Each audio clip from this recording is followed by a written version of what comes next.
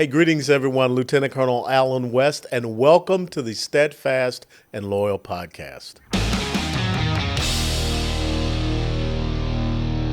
You gotta light 'em up before they burn it down.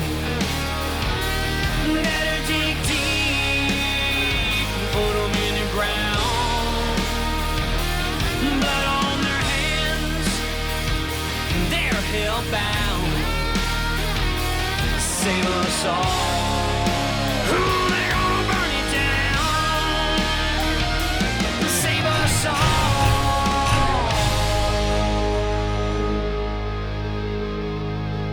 before they burn it down.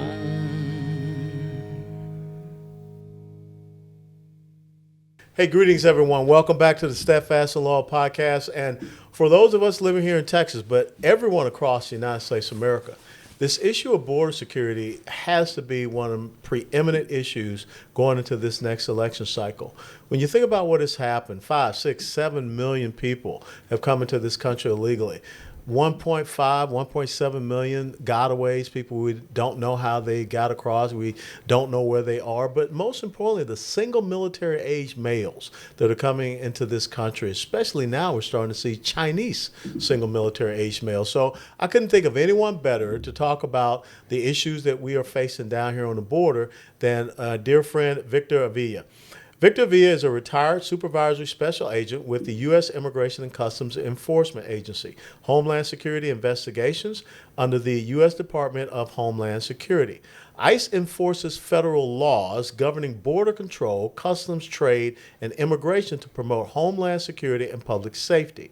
Mr. Avila has been recognized by ICE and HSI for his exemplary service and professional accomplishments while serving as special agent at the El Paso field office and as an assistant attaché assigned to the U.S. consulate in Ciudad Juarez and U.S. embassies located in Spain, Portugal, and Mexico City. Mr. Avila served as an accredited diplomat and liaison to the aforementioned governments, conducting international complex criminal investigations in a wide range of violations such as human trafficking and smuggling, drug trafficking, arms trafficking, and counterterrorism. While on official assignment in Mexico, Special Agent Avila suffered multiple gunshot wounds and survived a violent ambush by the Mexican Los Zetas drug cartel, where Special Agent Jaime Zapata tragically lost his life. Today, Victor serves to honor the memory and dedicated service of Special Agent Zapata. Mr. Avila began his successful law enforcement career as a United States probation officer for the U.S. courts and a district parole officer for the Texas Department of Criminal Justice. He holds a Bachelor's of Science degree in criminal justice from the University of Texas, El Paso, while focusing on the identity among Hispanic Americans along the border. Victor is an advocate for border security, immigration reform, human trafficking awareness, and the protection of our sovereignty. He has been featured on Fox News, I-24 News, Univision, OAN, Telemundo, and various radio and podcast interviews, to include this one. Special Agent Avila's book, Agent Under Fire, A Murder and a Manifesto, is now available where books are sold. Victor, welcome. Thank you so much, Mr. Family. Thank you. So tell us about your background. I mean, what was it that got you involved in wanting to be an agent with ICE? A lot of it had to do in El Paso. There's a large presence of federal law enforcement, and I started off as a part of the Boy Scouts was serving with El Paso Police Department as an explorer. Police explorer. I did that as a teenager. That really got me exposed to police work and really to see the police officer as an individual and as a human being. I grew up in a very strict home where authority was very respected. Any authority, not just law enforcement, but your teacher, anyone behind a counter, I was taught to respect that. But also had a little bit of fear of the police, that good old fear where you straighten up when the police officer walks in the room.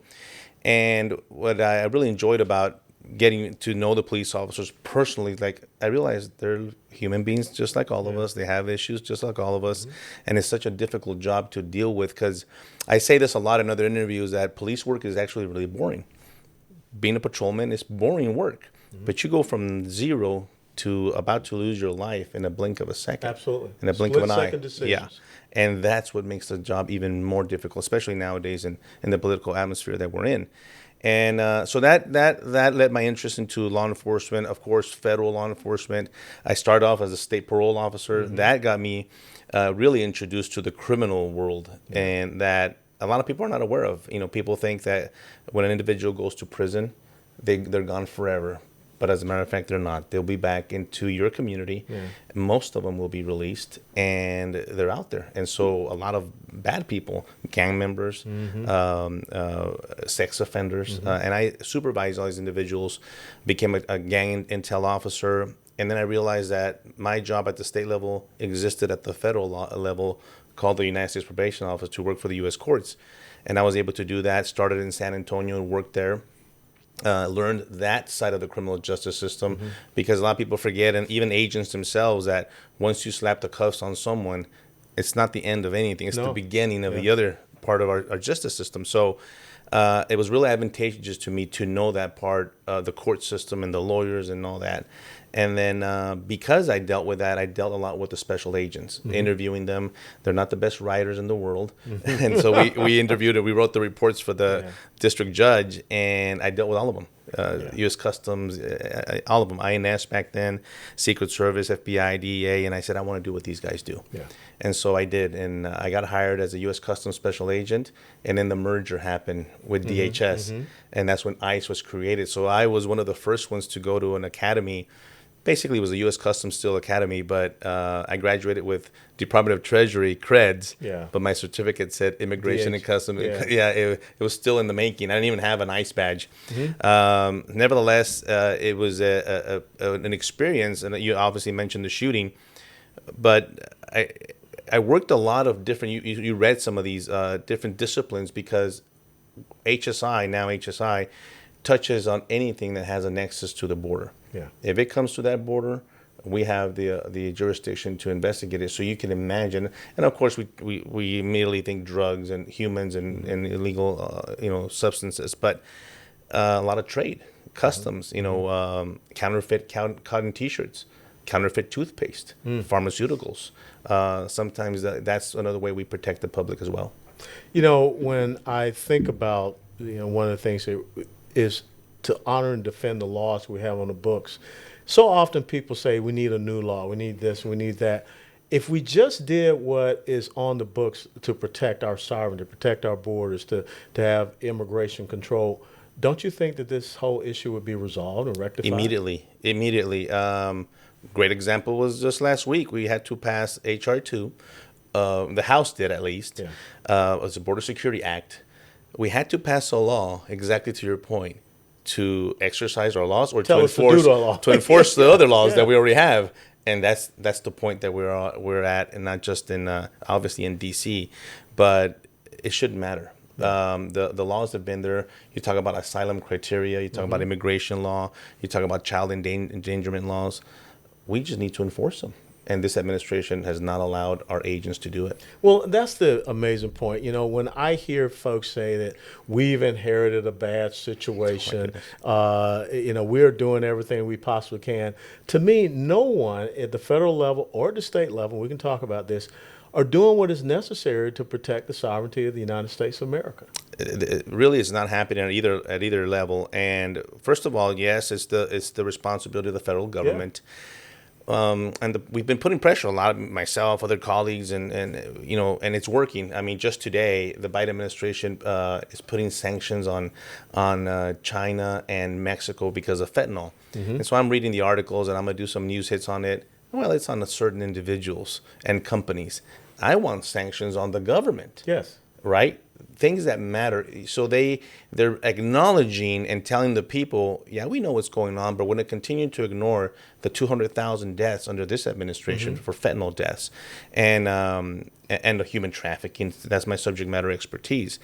And it's very frustrating not to, especially with the border agents, as I go down there a lot and talk to them, it is very demoralizing to them. I can imagine. I tell people, whatever you do for a living, whether you're a doctor, a banker, a teacher, you're going to continue to go to work, but you will not do the scope of your duties. Your employer will tell you to do completely the opposite of what you were trained to do. not only that, but I think a lot of the things are illegal that they're asking them to do, like processing these people on the other side of the border, giving them paroles when you're not supposed to, things like that. And let me tell you, it has affected the families, the wives. It's a big issue. A lot of deaths, suicides amongst our border agents. So it's a ripple effect, because what happens down there on the border and here in Texas, yes, it affects us tremendously, but guess what? It's affected the rest of the country already. I've been talking to you, and I have been talking about this for a long time. Well, it's here. And New York doesn't like it, and Chicago doesn't like it all of a sudden, and they act like we didn't. Well, what happened? Where did this come from? What do you mean? We've been telling you, and you do know what's happening, and yet now that they're really affecting them in the pocketbook, because they want more money. They think that's going to solve it all. But the solution here is enforcing our laws. Well, it's interesting to me. You bring up New York and Chicago, Washington, D.C., all these cities. You know, during the Trump administration, where we were doing the right things for the border and the border security, they were saying, well, we're sanctuary cities, and if you can get through, come here, and we'll let you stay. Well, now Joe Biden has taken over, and you got millions that come across. They're like, we don't want, you here. That's right. So, I mean, which side of this do you want? But I got to tell you, I don't agree with the thing of busing people further into the interior of the United States of America, because if I'm right, you're aiding and abetting human trafficking. So I had a lot of mixed emotions and feelings about it when it initially happened and our governor was sending the buses. I didn't agree with it either, because it's doing that. You're just helping them do what they're doing. And then a part of me was like, well, at least it's waking them up, and at least it's forcing them not to ignore. I mean, we're really forcing them not to ignore the situation and the crisis at the border, because you still have people on the left denying that there's any problem out at the border. Of course. Especially after Title 42 was lifted just a couple of weeks ago. And I was in El Paso when it got lifted. And all of a sudden they think, Title 42 got here, it got solved. And no one's coming. Let me tell you right now, it's worse. Yeah. And let me tell you why it's worse. Why? Because now they're doing it covertly. They're doing it under the cover of darkness. They're not being transparent at all. And that's even scarier, because the numbers don't match anymore. They're not counting them as illegal because they're coming in. Yeah, they get this parole thing. And so they're legal.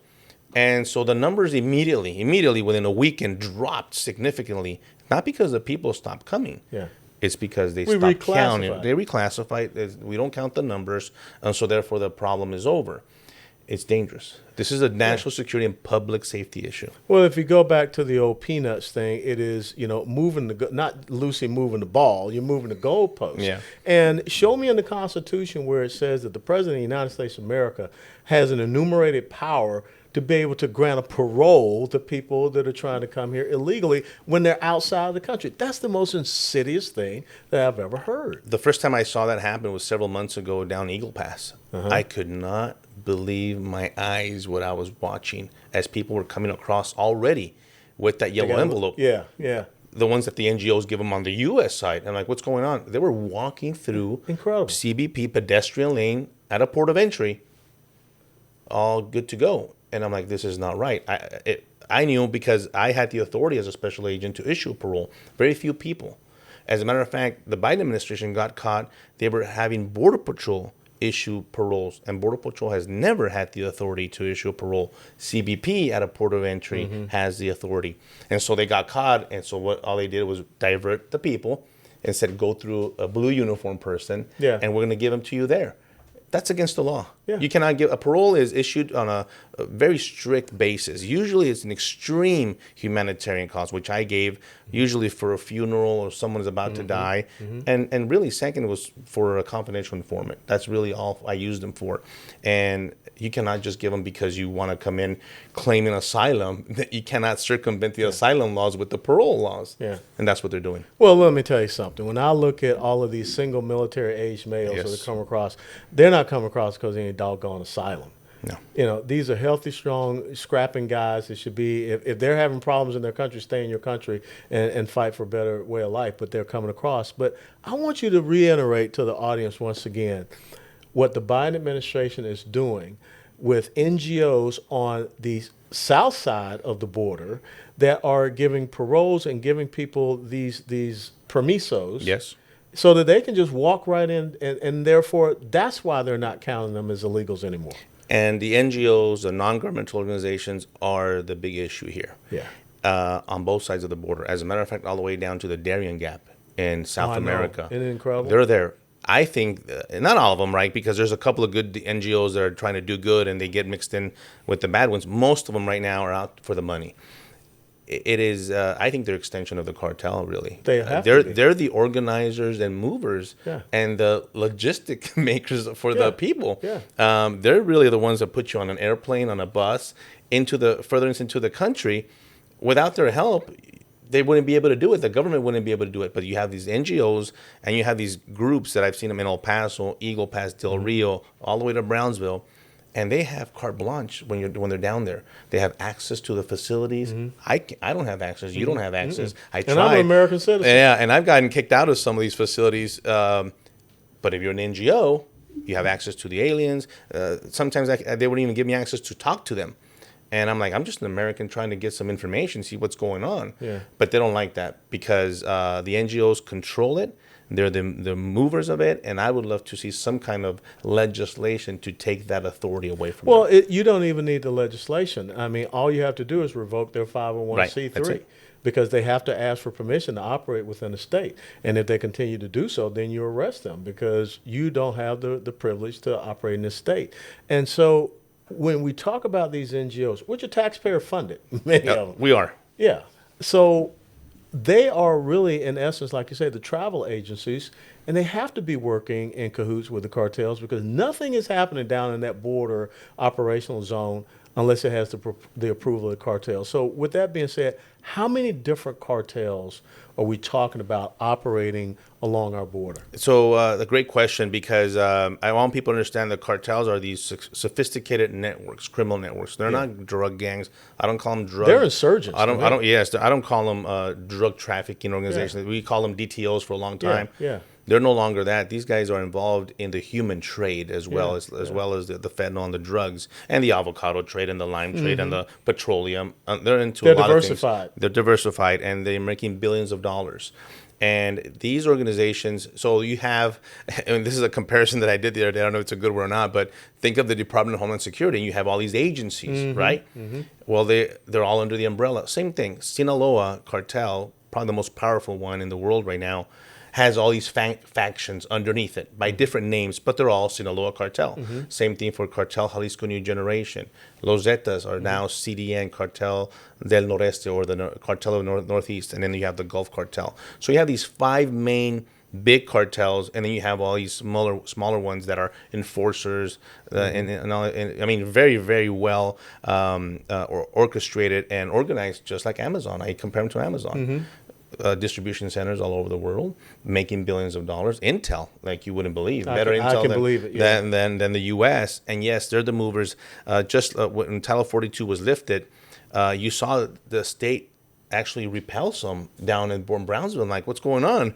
What they're doing, what I wanted them to do. The DPS troopers and some of the our soldiers were actually not letting them come up from the river. But I was in El Paso, and I said, well, why aren't they doing it here, too? It's the same state. It's the same border. Why only there? Maybe it was a video op, right?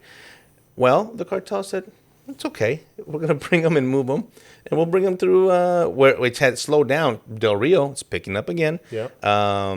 Eagle Pass, well, we'll just put them in. The cartel is going to move, and they're very fluid. And they actually will do it sometimes. They were a little surprised and caught off guard that this was happening, but they said, no worries, we'll just put you through another part. But they weren't being repelled in Eagle Pass. It's a whack-a-mole.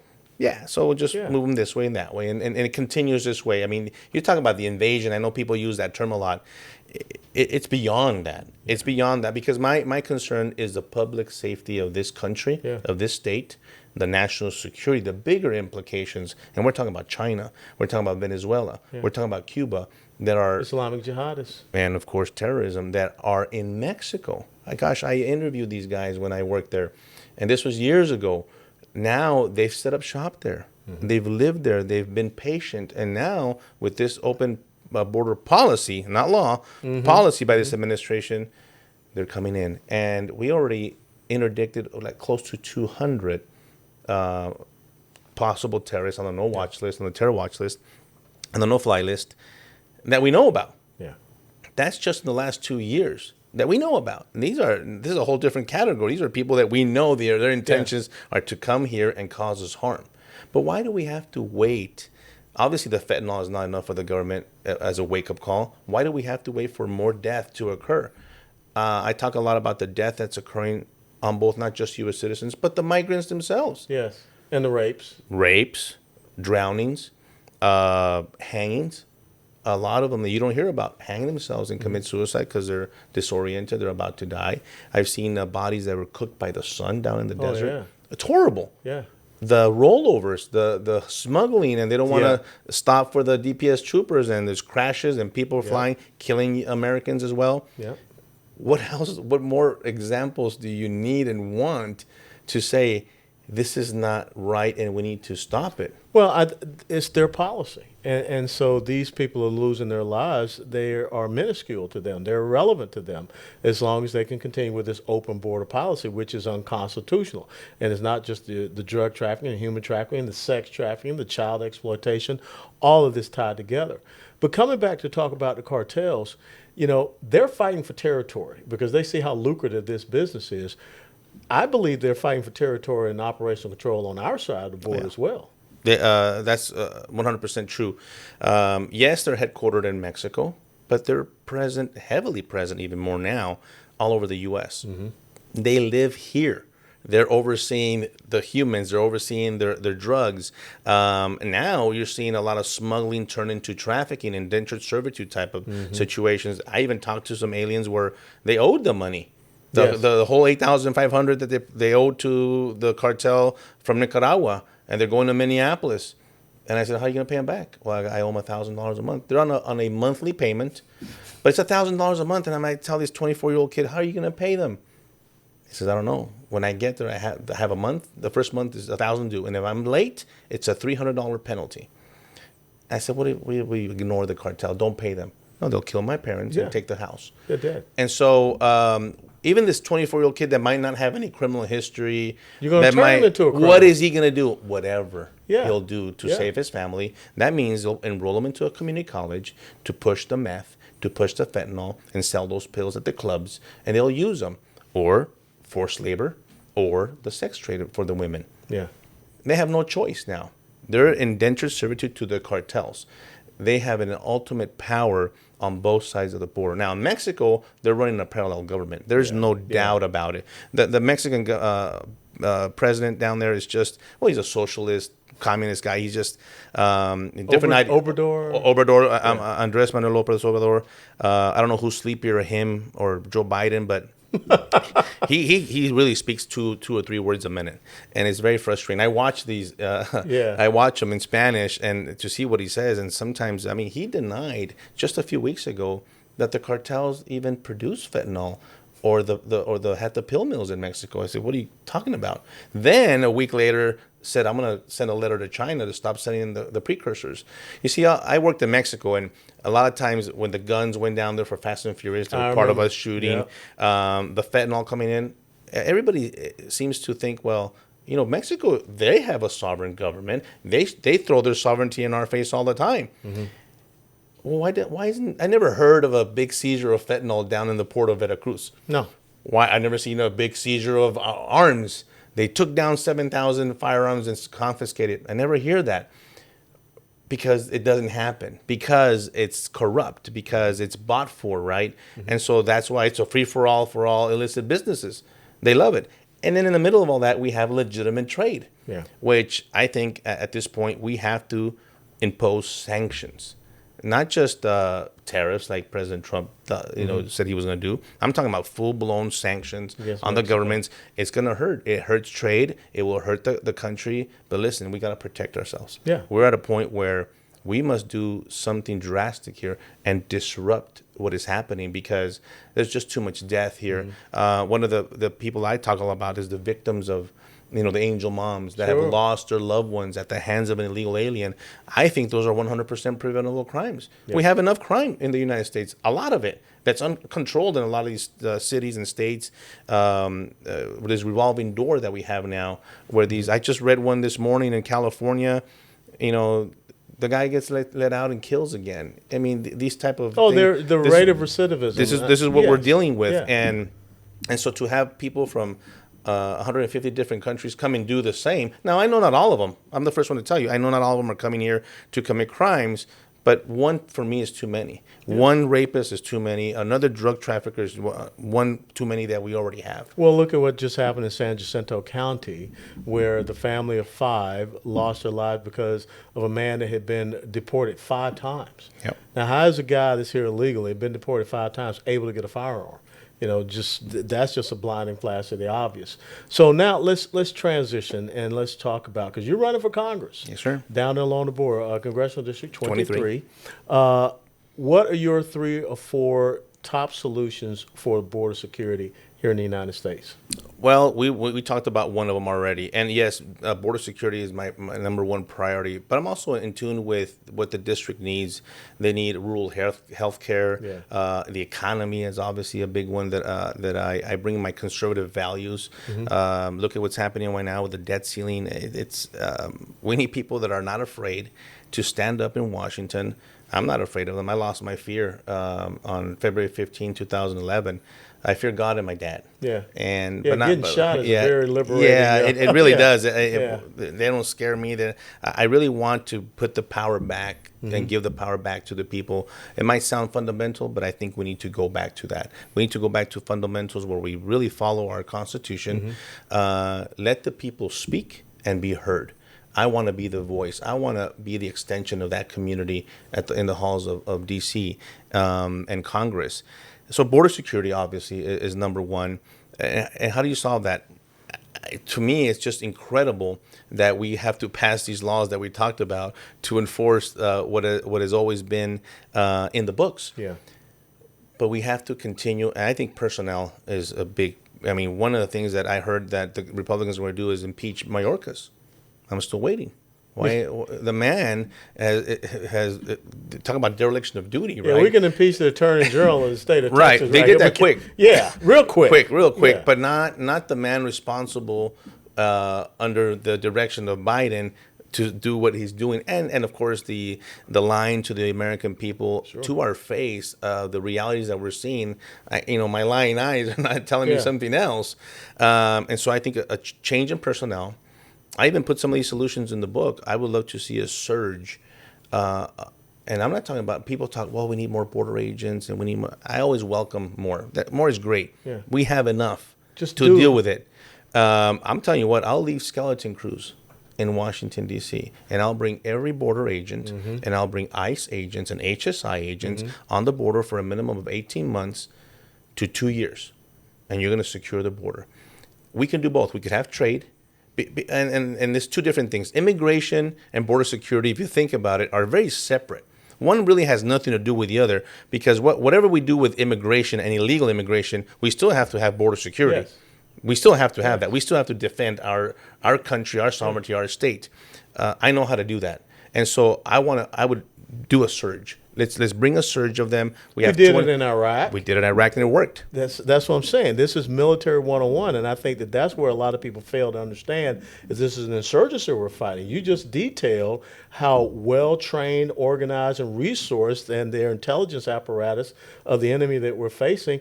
We wouldn't have the Taliban on our border, but doggone, that's basically what we have here. When's the last time you heard of ISIS kill 100,000 Americans? They haven't. My point. But the cartels have. They have. And they continue to. And 6 out of every 10 pills in this country is a counterfeit pill. That's scary. That's scary. I have an 18-year-old son, and let me tell you, I tell him, don't you dare. Yeah. Don't you dare. Yeah, I don't care what the situation is, wherever you're at. He's off to college. And it's life or death now. Yeah. It's not in the 1960s or 70s. Even with marijuana, it's laced and all these drugs. That's why we see the death that we see. So because I think doing that with the border, it's a ripple effect. You'll improve the economies along the border. You'll help the ranchers that have been abandoned. Yes. Oh, my goodness, the ranchers. I talk to them so much, and they feel abandoned. Especially in this District 23. These are the people, their livelihoods. First of all, they help feed us. Yep. They help do, you talk about the economy. They have been abandoned. When people hear, well, their fences are cut. You see, a cut fence for a rancher is their livelihood. Absolutely, because the livestock get away. Gone. Sometimes they get into the highways. They'll kill somebody. There's all these consequences to that. Plus, it costs a lot of money because they continue to do it over and over and over. Plus, the actual traffic of illegal aliens coming through their cartel members patrolling on their ranches. On the Texas side. And they tell me, Victor, we have guns. We're not going to shoot this guy and kill him and have the wrath of the cartel come and Which has already happened. Already happened. Not just the wrath of cartels, but you got a guy in Arizona that charges were brought up against him for a coyote armed being on his property. And that's why they see these consequences. They're like, they're going to put me in jail. Yeah. And so I think we need to fix that. I think fixing the border would help me and the constituents there of CD23 really improve their quality of lives. Just public safety. You know, Colonel, that public safety at any level is a number one priority or should be of the government. Yes. If you're not safe and feel safe in your own home, then everything else kind of goes out the window, right? And, I mean, they tell me stories in Del Rio where their 11-year-old little girl used to ride her bike to the bus stop. Can't do it. Not anymore. There's a group of 5 military-age males standing there from who knows where. And let me tell you, last time I was in El Paso, I didn't see a Mexican national or a Central American. They were all from South America, Africa, Asia, the Chinese, Europe. And I'm like, the Mexicans in the Central America are being smuggled because they get returned. They'll return those. And by the way, you'll see the Biden administration do these propaganda videos where, look, we're filling up an airplane full of, illegals. Yeah, you're deporting 2,000, 5,000, but there's 900,000 coming in, and so that's the part they won't tell you. And so the economy, I think we need to bring a lot of principles back. God, I'm a man of faith. I'm here by the grace of God. And so I think we need to incorporate that into our daily lives. I'm not afraid of or ashamed of being a conservative or a Christian. I think we need more of that, and that has to do with family and try to fix some of this fatherless home problems. In my experience as a law enforcement agent, people ask me, "What did you see most?" that you noticed throughout your career? It was the fatherless homes and drugs. I mean, the combination of those two things, the statistics go off the chart. The bad ones, right? Crime, no education, poverty, and there's this cycle over and over. I want to disrupt that cycle. I want to have people to have the opportunity to go to school, have a good education, and not the illegal alien that gets free in-state tuition. It's incredible. But give the opportunity to our U.S. citizens. Give them the opportunity for the jobs, the 1B visa programs. How about our recent graduates from our college? I mean, they're in debt up the wazoo, and they come out and they can't get a job. And so all of that, I'm very much in tune with that. But I think it starts with securing our border, because if you don't do that, then it's very hard to deal with the internal problems. That's the basic. A lot of people tell me, well, Mexico is the first one to say, and they said it to me every time when I spoke publicly in Mexico.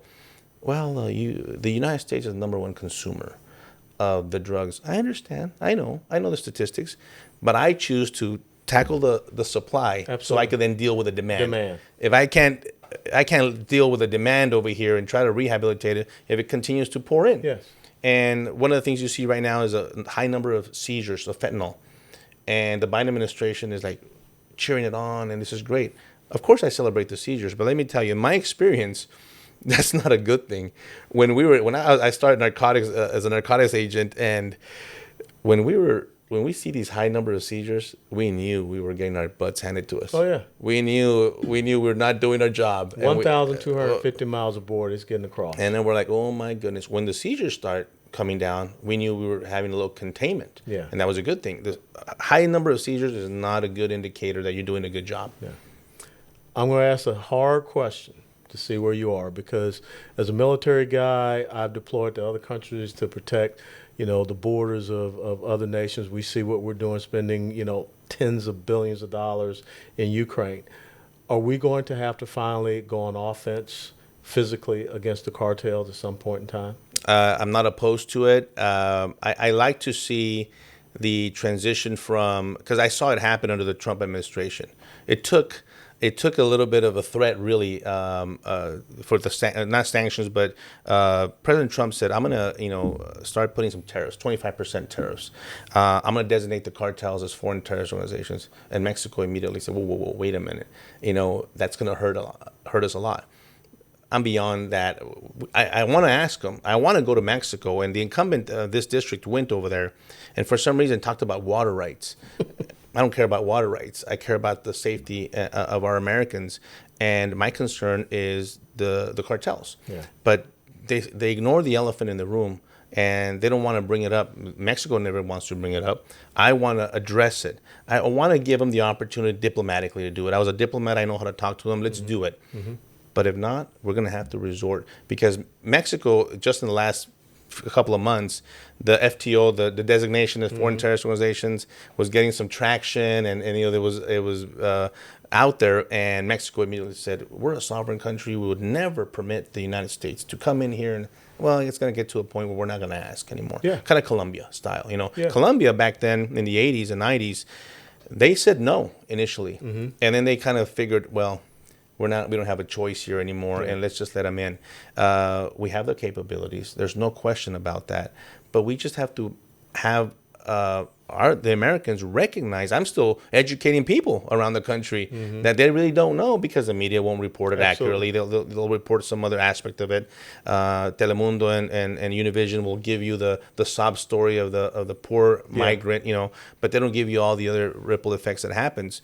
But it's on the table for me. Absolutely, we would have to then go in there and disseminate these cartels, because, and I'm talking about the labs. I'm talking about taking them. The designation, and there's a big controversy with the designation. I'm for the designation. Some of our legislators think that by designating them as FTOs, that would give the Mexican citizen, the asylum seeker, credible fear to come in. I disagree with it. No, it doesn't. I think that it's not the government persecuting you. Yeah. It's still the cartel, Yeah. which the cartel is not the government. And so that's my argument. But we need the designation, because what it does is it freezes and we get to take all these assets from That's the the key. cartel. The money. The money. The bank accounts, the everything, houses, the houses, cars, everything. everything. That's where we start. The ideology of the cartels is power and money. Yeah. So it might not be like ISIS, but death is death. People think, well, they're not ideologically, against our government for religious purpose or whatever. They're still against our government. They're still hurting us. Yes. They're still killing us with pills, maybe not bullets, but pills. And what's the difference to me is they're actually more of an imminent threat, because they're right here. They're actually here. Yeah.